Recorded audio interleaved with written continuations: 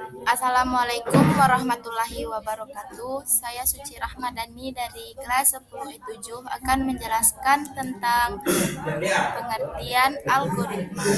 Algoritma adalah suatu langkah atau metode yang telah direncanakan secara matang sehingga terurut dan terorganisir dengan baik dan biasanya digunakan untuk memecahkan suatu masalah dengan memberikan suatu instruksi sehingga menjadi suatu tindakan.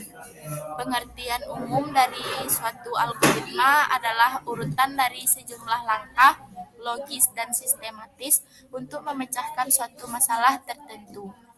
Artinya, semua susunan logis yang disusun dalam urutan sistem pembelajaran tertentu dan digunakan untuk memecahkan suatu masalah tertentu dapat kita katakan seperti sebuah algoritma.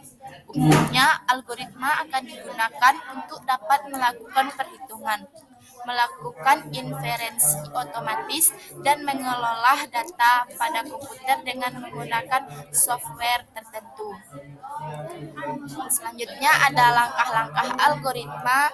Yang pertama, rekursi.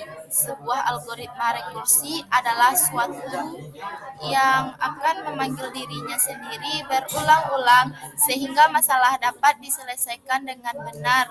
Berikut adalah beberapa kode yang dapat menemukan faktorial menggunakan algoritma rekursi. Yang kedua ada divide and conquer.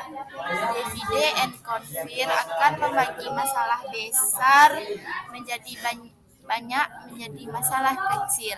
Jenis algoritma ini sendiri sebenarnya terdiri dari dua bagian utama, yaitu memecahkan masalah menjadi sub-masalah yang lebih independen dan lebih kecil dari masalah lain yang sejenis.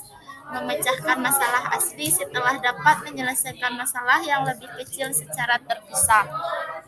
Yang ketiga, dynamic programming. Dynamic programming bekerja dengan mengingat hasil dari proses masa lalu dan juga menggunakannya untuk menemukan hasil baru. Dari penjelasan di atas, berarti bahwa dynamic programming memecahkan masalah kompleks dengan memecahkannya menjadi banyak sub-masalah sederhana. Kemudian menyelesaikannya satu persatu, lalu menyimpannya untuk digunakan di masa mendatang. Yang keempat, greedy. Tipe ini dapat digunakan untuk menyelesaikan masalah optimasi dalam algoritma ini. Kita akan menemukan solusi yang lebih optimal secara lokal tanpa mengkhawatirkan konsekuensi yang akan terjadi di masa depan, dan kita dapat menemukan solusi yang lebih optimal secara global. Selanjutnya ada fungsi algoritma. Beberapa fungsi lain dari algoritma adalah sebagai berikut, yaitu membantu Anda memecahkan masalah tertentu dengan cara yang logis dan sistematis. Algoritma dapat digunakan lebih dari satu kali untuk menyelesaikan masalah yang sama. Algoritma juga dapat digunakan untuk membantu memecahkan masalah yang kompleks dengan lebih sederhana. Bagi programmer, algoritma akan memudahkan mereka untuk melacak setiap kesalahan yang muncul, memungkinkan program untuk dengan mudah memodifikasi program tanpa mengubah total algoritma dan tanpa harus mengulang dari awal. Program hanya perlu melakukan perubahan pada waktu tertentu dan program dapat diperbarui untuk memperbaiki masalah yang muncul. Selanjutnya ada pengertian dari diagram alir. Diagram alir adalah yang mewakili sebuah sistem atau algoritma komputer dari umum digunakan mendokumentasikan, merencanakan, menyempurnakan atau menggambarkan sebuah alur kerja dengan banyak langkah. Membantu diagram alir dapat membantu mendefinisikan maksud merangkuman dari sebuah alur kerja dan secara kronologis mengidentifikasikan tugas-tugas yang perlu dilakukan.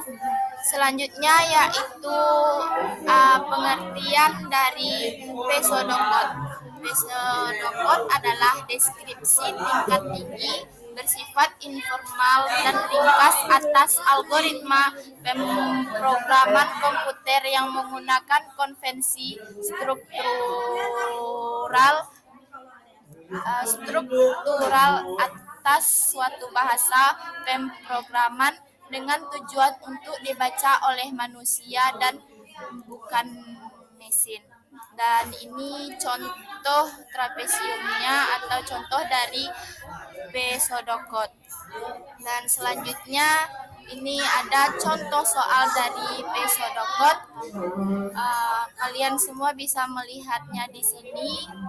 Dan terima kasih, semoga bermanfaat penjelasan dari saya. Kalau ada kekurangan dan kesalahan mohon maaf. Saya sudahi dengan wabillahi taufiq wal hidayah. Assalamualaikum warahmatullahi wabarakatuh.